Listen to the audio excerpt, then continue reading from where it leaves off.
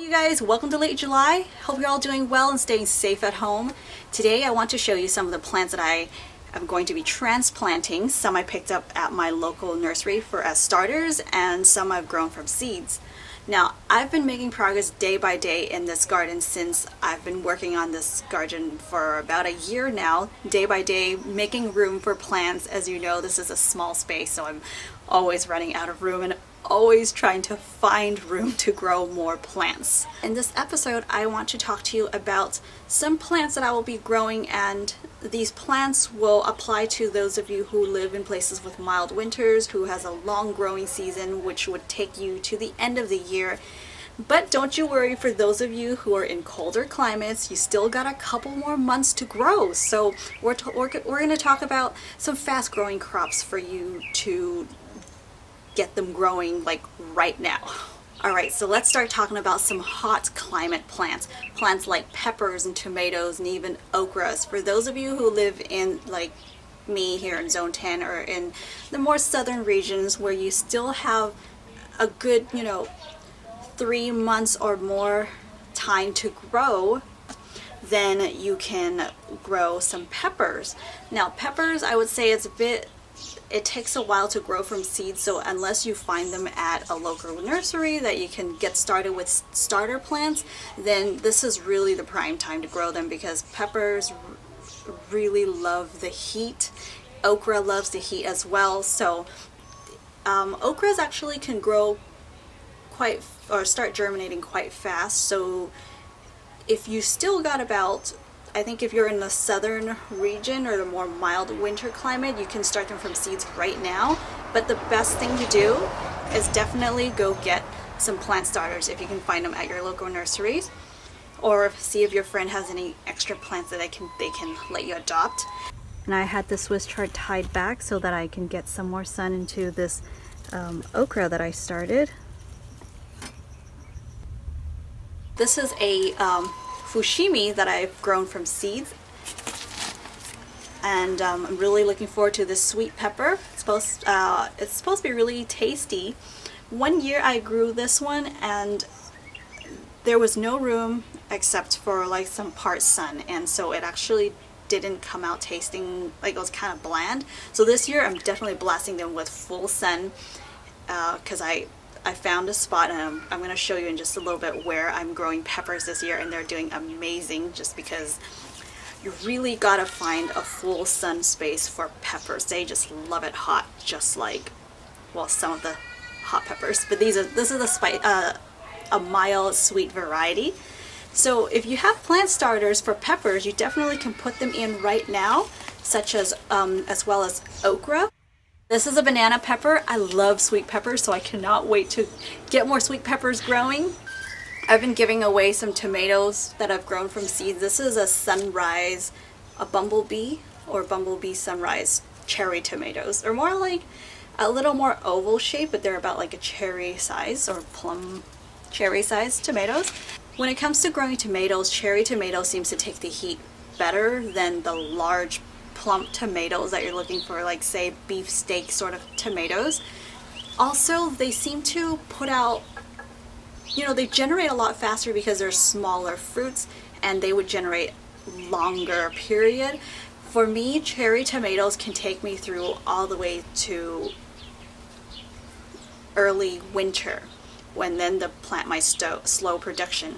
However, I have seen them germinate in the winter, and I would get some cherry tomatoes in late winter as well. So cherry tomatoes is a really good tomato to grow, to kind of stretch out and to grow for a much longer season. Tomatoes are a bit late to start from seeds right now, but if you have starters or if you got a friend who's growing tomatoes, just ask for cuttings.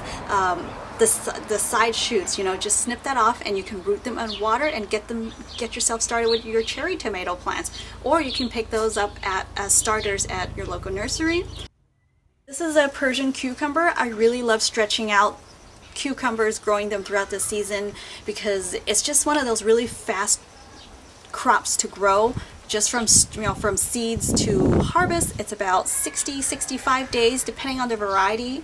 I would recommend doing picking a variety that sets smaller fruit so you have a much faster turnaround, such as pickling cucumbers, or mine is the Persian cucumber. It's a really great plant for those of you who live in cooler climates to grow, especially if you're having just a couple more months to go, you can still plant them from seeds. Now, if you live somewhere with a cooler, lower temperatures, like say temperatures below 60 degrees, I would say to keep it in full sun so it gets that nice amount of heat that it likes.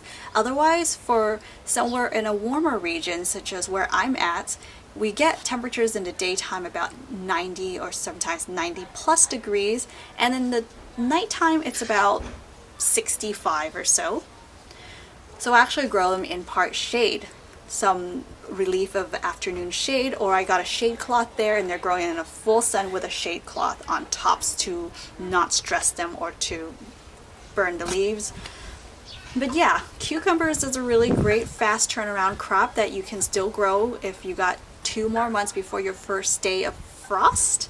Since I've mentioned cucumbers, zucchini is another great fast turnaround crop for you. You can grow them from seeds right now, and it just grows really fast. Or pick up a plant starter to get a jump start. Here's my zucchini I wanted to show you. Make sure you put yours in a nice sunny position. This one actually I purchased as supposed to be a cucumber, but it was mislabeled, so it obviously cannot climb up this trellis to get efficient light. And then when I was away, my mom actually top watered this and I got a bunch of powdery mildew. I just pruned those back and now this vine is looking healthy, coming back again. So yeah, just make sure that when you're growing zucchinis, get them in a nice sunny spot so that they can produce lots of zucchinis for you. Something else that you can be growing from seeds right now would be some string beans, green beans, bush or pole variety. I'm actually going to start a couple more green beans out in the next couple of days. This is an edamame that's been a little stressed here. I've planted a couple and they're actually really fast production kind of plants and then they die off. So this is another one that I really need to get in the ground. It's kind of stressed out in this pot here, but I didn't find the spot for them yet until now. This is a hibiscus plant, also known as roselle. I really love this plant because the leaves are edible and the fruit. So hibiscus tea this is where it comes from. That red tea that you drink, it's got that sweet tart flavor. The tartness is actually coming from this plant. It's high in vitamin C. It's the fruit, which is a really deep red pigment that you harvest to make the tea with, and then you can add sugar or whatever sweetener to sweeten your tea up. But naturally, this is a sour plant. Even the leaves are sour, so I love plucking the leaves to add to salads or to throw in a smoothie to add some tartness to it. And you know what? The roselle is actually related to the okra, so they love full sun, they love the heat, so this is the prime time to grow them. I actually got one that's growing out a decent size right now. I've started them all from seeds, but they do get into a really big tall bush plant, so they need to go in a large container, at least I'd say 15 to 20 gallons would be ideal. However, I'm out of space, so I found 2 spots that I'm able to put the rest of the 2 plants that I have left. And I'm gonna try them out in a 10-gallon pot. I mean, hey, if you don't have the room for it, just give it a try. You gotta experiment to find out if it works or not. And if it doesn't work out, you'll know what to correct next time. And hey, at least I can get them growing, and even if I end up having a smaller plant, that's okay too, because having some for me to enjoy is better than not. Hibiscus would be suitable for those of you who live in a more southern region, more mild winter places like I do here with a longer growing season. Otherwise, if you're interested, get them growing from seeds next year because they actually germinate quite quickly and you can get them started at the before before your last day of frost. So you can go check out almanac.com. I'll leave the link down below for you so that you can check when your first and last frost dates are just by typing in your zip code, and it'll give you all that information so you can take that and calculate how many days each plant needs for you to start them from seeds. Now let's talk about some greens that you can grow during this peak of the heat season. I mean, they grow so fast and you don't even have to wait for them to fruit to eat. Once the plant starts giving a decent amount of leaves, you can start harvesting them to eat. So it's a much faster edible plants to grow, and they're just so nutritious. One of my favorites is the Egyptian spinach that I get to grow in the summer. Egyptian spinach is even more nutritious than kale. It's just got a really nice, soft, tender taste of the leaves. The leaves taste very neutral, very mild. I barely can taste the greens at all. I just love adding them to anything really. Salads or smoothies, because it's not very fibrous like cruciferous vegetables like kale or collards that you kind of taste like the fiber or that grittiness sometimes in like a smoothie. But these, when you blend them up, pretty much your smoothie tastes like juice to me. It's really smooth, so and it's so mild that you can put it with other flavors. And for people who are not into the whole green flavor, you know, you're using spinach as a green for your smoothies, you can also do Egyptian spinach. Egyptian spinach takes the heat so well, they actually die off in the winter, even for zone 10. So this is definitely the time to grow them.